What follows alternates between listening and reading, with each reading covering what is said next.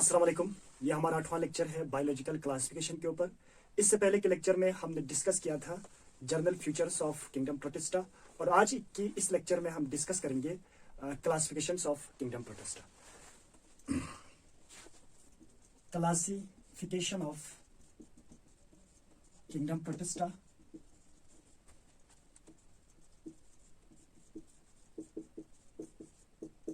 Protista को हम classify करते हैं डिफरेंट ग्रुप्स में on the basis of their mode of nutrition.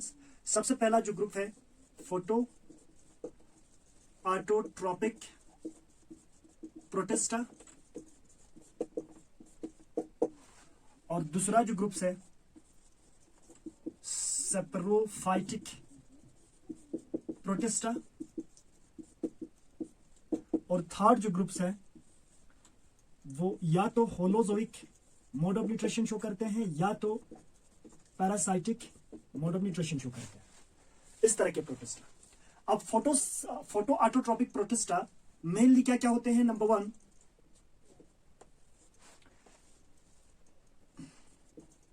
Chrysophytes, और दूसरा यहां पे डाइनोफ्लैजिलेट्स, और थर्ड यहां पे होते हैं यूग्लिनोइड्स। अब देखो ये दोनों जो ग्रुप है ये ऑक्सीजनिक फोटोसिंथेसिस को क्या करते हैं? परफॉर्म करते हैं। लेकिन यूग्लिनोइड्स के अंदर जो यूग्लिना होते हैं वो क्या करते हैं? Mixotrophic mode of nutrition show करते हैं। अब यहां पे सवाल पैदा होता है, what is mean by mixotrophic mode of nutrition? Mixotrophic mode of nutrition हम उसको कहते हैं वो ऑर्गेनिज्म जो कभी कभी autotrophic mode of nutrition show करते हैं और कभी कभी क्या करते हैं? Heterotrophic mode of nutrition show करते हैं। ठीक है, और जितने भी members photoautotrophic mode of nutrition show करते हैं, ये इसका जो स्ट्रक्चर होता है सिमिलर टू प्लांट्स होते हैं। इस यूग्लिनोइड्स को छोड़ के बाकी ये दो मेंबर्स का क्या होते हैं? सेल वॉल भी होते हैं और क्लोरोप्लास्ट भी होते हैं। क्लोरोप्लास्ट इसमें भी होते हैं, लेकिन यहां पे इसका सेल वॉल नहीं है, वो हम आगे डिस्कस करेंगे। ठीक है, इसी तरह से saprophytic mode of nutrition show करने वाले जो ऑर्गेनिजम्स है यहाँ पे प्रोटिस्टा के अंदर, उसका नाम है स्लैम मोल्ड। ठीक है, और जो स्लैम मोल्ड्स होते हैं ये सिमिलरिटी शो करते हैं किसके साथ? फंजाई के साथ। और इसी तरह से होलोजोइक या parasitic mode of nutrition show करने वाले जो प्रोटिस्टा है उसको हम किसके अंदर रखते हैं? प्रोटोजोआ ग्रुप्स के अंदर रखते हैं, और ये सिमिलरिटी शो करते हैं किसके साथ? एनिमल्स के साथ। इसीलिए हम क्या कहते हैं? इससे पहले के लेक्चर में हमने डिस्कस किया था kingdom protista is a connecting link between plants, fungi and animals. क्यों कहते हैं? क्योंकि इसमें से कुछ मेंबर्स ऐसे हैं जिनका कैरेक्टरिस्टिक फीचर सिमिलर होता है किसके साथ? प्लांट्स के साथ, और कुछ मेंबर्स ऐसे हैं जिनमें फंजाई के साथ रिजेम्बलेंस होता है, और कुछ सिमिलर कैरेक्टर्स शो करते हैं एनिमल्स के साथ। ठीक है, तो हम सबसे पहले फोटो ऑटोट्रोपिक प्रोटिस्टा से स्टार्ट करते हैं, जिसमें हम डिस्कस करेंगे किसके बारे में? क्राइसोफाइट्स के बारे में।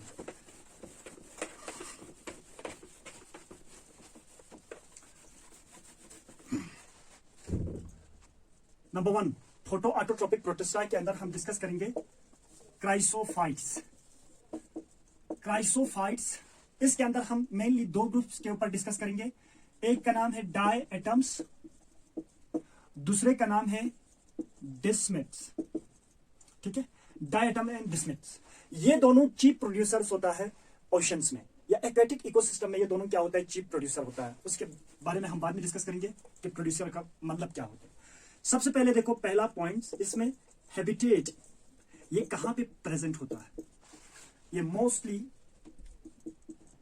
फ्रेश एंड मेरीन वाटर में क्या होता है? प्रेजेंट होता है। दूसरा, ये क्या होते हैं? माइक्रोस्कोपिक होता है, बहुत ही छोटा होता है, नेकेड आई से हम उसको नहीं देख सकते हैं। और third, microscopic and photo autotrophic mode of nutrition show करते हैं।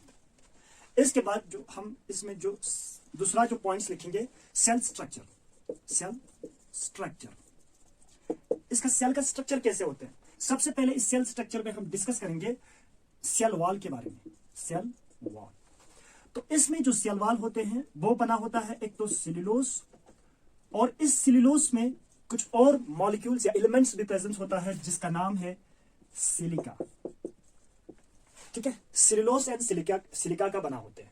और ये सेलुलोज एंड सिलिका जो होते हैं, एक तो ये थिन होता है और दूसरा ये क्या बनाते हैं, ओवरलैपिंग, ठीक है, ओवरलैपिंग होता है, थिन ओवरलैपिंग शेल बनाते हैं, थिन ओवरलैपिंग शेल्स, जो किस तरह दिखते हैं, हमारा जो सोप बॉक्स होता है उसकी जैसा। तो देखो सपोज ये इसका एक, ये इसका दूसरा वाल है, इसके अंदर वो क्या होते हैं, क्राइसोफाइटा, ये ऑर्गेनिज्म प्रेजेंट होता है।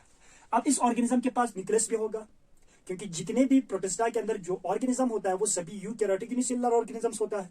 यूकैरियोट्स में क्या होते हैं, ऑर्गेनेल्स भी होते हैं और वेल डेवलप्ड न्यूक्लियस भी होता है, ठीक है।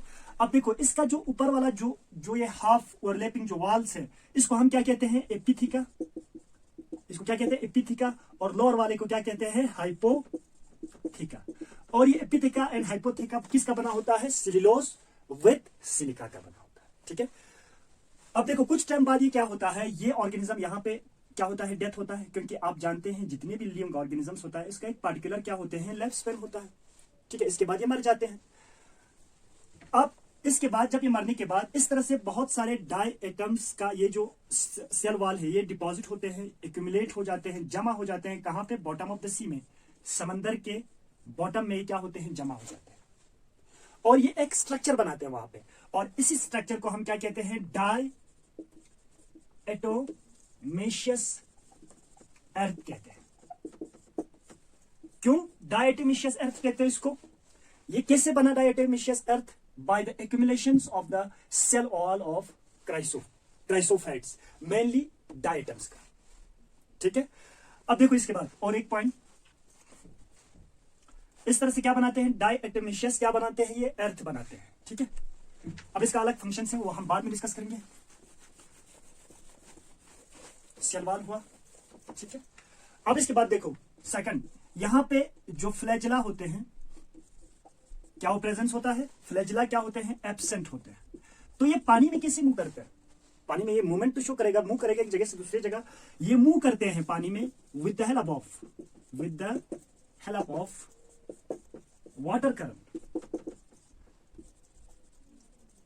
पानी जिस दिशा में मूव करेगा उसी दिशा में ये ऑर्गेनिज्म भी क्या करेगा, पानी के साथ मूव करेगा। और इस तरह के ऑर्गेनिज्म को हम क्या कहते हैं, प्लांटून।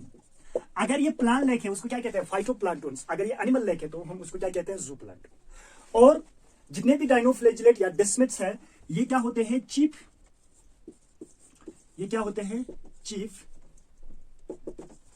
प्रोड्यूसर होते हैं, प्रोड्यूसर इन ओशंस। समंदर में क्या होते हैं, चीफ प्रोड्यूसर होता है। अब देखो प्रोड्यूसर का मतलब, जैसे कि हमारे पास एक टेरेस्ट्रियल इकोसिस्टम में प्लांट्स क्या होते हैं, यहाँ पे प्रोड्यूसर होते हैं।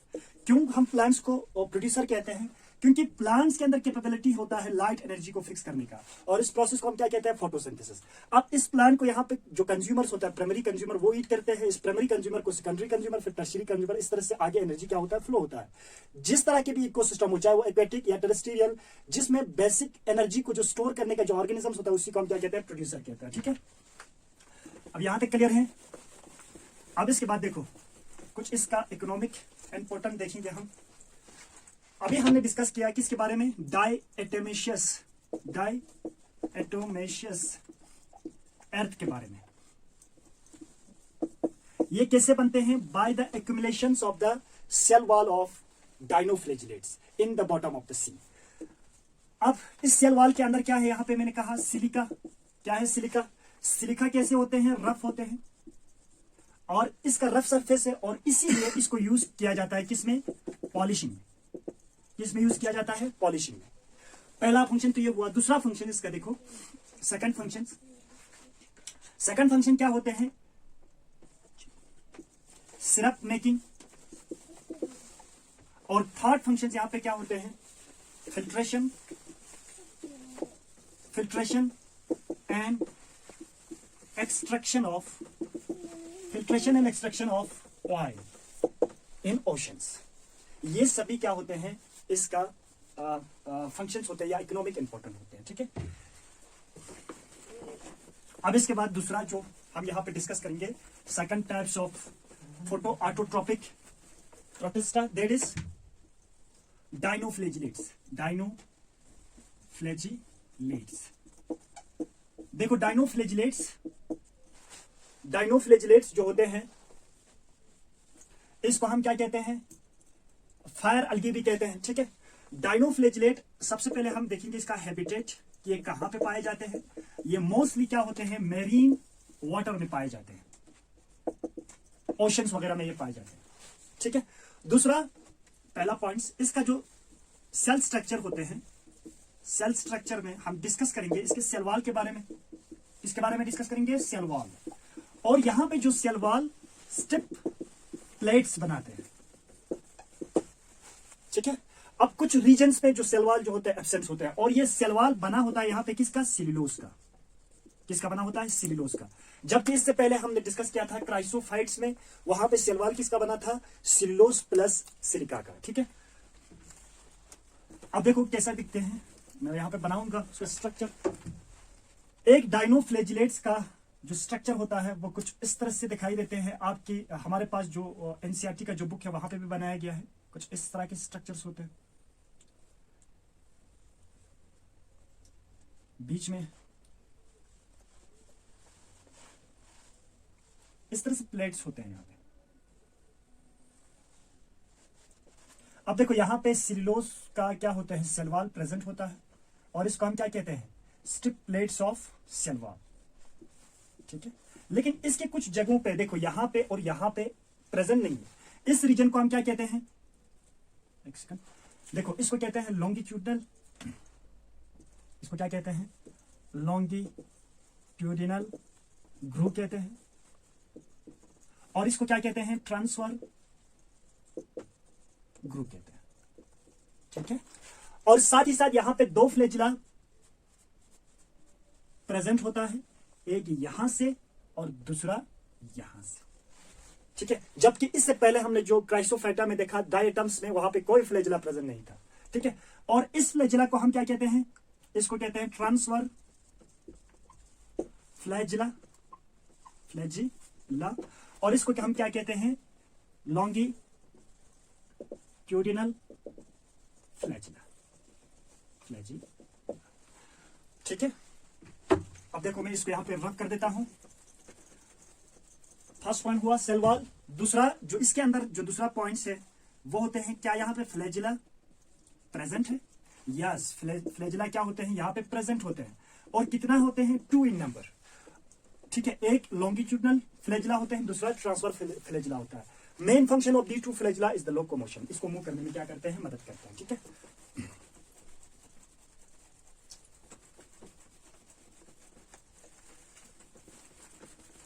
अब देखो इसके बाद यहां पे डाइनोफ्लेजिलेट का डिफरेंट कलर होता है, इसका। इस डिफरेंट कलर में क्या क्या होते हैं, रेड हो सकता है, येलो हो सकता है, ऑरेंज कलर का हो सकता है, और ब्राउन कलर का हो सकता है, ठीक है। इतना डिफरेंट शेड्स होते हैं इसका। ये डिफरेंट शेड्स क्यों बनते हैं, सबसे पहले तो इसमें क्लोरोफिल ए मॉलिक्यूल्स तो होगा, क्योंकि ऑक्सीजनिक फोटोसिंथेसिस को परफॉर्म करता है। इसके बाद यहां पे ज़ेंथोफिल्स, कैरोटिनॉइड्स होते हैं। ज़ेंथोफिल कैरोटिनॉइड्स का कंसंट्रेशन डिफरेंट की वजह से यहां पे डिफरेंट कलर होता है, ठीक है। अब एक एग्जांपल देखो, यहां पे रेड कलर किसकी वजह से होता है, यहां पे एक पार्टिकुलर टाइप ऑफ पिगमेंट्स होते हैं जिसको हम क्या कहते हैं, फाइकोएरिथ्रिन, जिसके अंदर इसका कंसंट्रेशन ज्यादा होगा वो किस कलर का देखेगा, रेड कलर का देखेगा, ठीक है। अब इसमें कुछ बेसिक जो एग्जांपल्स है यहां पे, जैसे कि फॉर एग्जांपल आप लोगों ने सुना होगा गोनियोलेक्स, ठीक है। गोनियोलेक्स ये एक रेड कलरिट क्या होते हैं, डाइनोफ्लेजिलेट्स होते हैं, डाइनोफ्लेजिलेट्स, और ये रिप्रोड्यूस करते हैं, ये अपना नंबर बढ़ाते हैं with the help of binary fissions. Binary fissions के थ्रू ये अपना नंबर बढ़ाते हैं, और बाइनरी फिशंस में एक ऑर्गेनिज्म से 2 बनते हैं, 2 से 4, इस तरह से रैपिड इसका डेवलपमेंट होता है, जिसकी वजह से पूरे जो हमारे पास जो ओशन है, इसका कलर क्या दिखते हैं हमें, बाहर से रेड कलर का दिखते हैं, रेड कलर अपीयर होते हैं, और इसी को हम क्या कहते हैं, रेड टाइड कहते हैं, रेप्टाइड किसकी वजह से होते हैं? Gonyaulax. What is gonyaulax? Gonyaulax is a type of dinoflagellates. ठीक है, पहला तो ये हुआ। दूसरा, यहां पे कुछ मेंबर्स ऐसे हैं जो बायोल्यूमिनेसेंस क्या करते हैं? रिलीज करते हैं। मिसाल के तौर पर नोक्टिल्यूका, ये एक डायनोफ्लैजिलेट्स है जिसके अंदर क्या होते हैं? बायोल्यूमिनेसेंस। बायोल्यूमिनेसेंस किसकी वजह से होते हैं? एक पार्टिकुलर टाइप ऑफ प्रोटीन की वजह से जिसका नाम है ल्यूसीफेरिन। इन डायनोफ्लैजिलेट्स में क्या होते हैं? इन डायनोफ्लैजिलेट्स में क्या होता है? एक पार्टिकुलर प्रोटीन्स होते हैं जिसको हम क्या कहते हैं? ल्यूसीफेरिन कहते हैं। ठीक है, इसी तरह से some members of the dinoflagellates क्या करते हैं? टॉक्सिक प्रोड्यूस करते हैं। टॉक्सिक क्या करते हैं? प्रोड्यूस करते हैं, जिसकी वजह से वहां पे जो फिशेस है वो क्या होते हैं? किल होते हैं। और इस टॉक्सिक का नाम क्या है? The name of the toxic which is secreted by the some members of the dinoflagellates is, आप लिख सकते हो, सेजिटॉक्सिन्स। क्या कहते हैं? सेजिटॉक्सिन्स। और ये सेजिटॉक्सिन क्या करते हैं? Kill the fish presence in the oceans. अगर वो इन्फेक्टेड फिश अगर हम खाते हैं, ह्यूमंस खाते हैं, तो ह्यूमंस में क्या हो सकता है? पैरालिसिस। अगर ये ह्यूमंस इन्फेक्टेड फिश को कंज्यूम करते हैं तो ह्यूमंस में किस तरह क्या हो सकता है? पैरालिसिस हो सकता है। That is all about the chrysophytes and dinoflagellates. In next lecture we will discuss the euglenophytes. Thank you very much.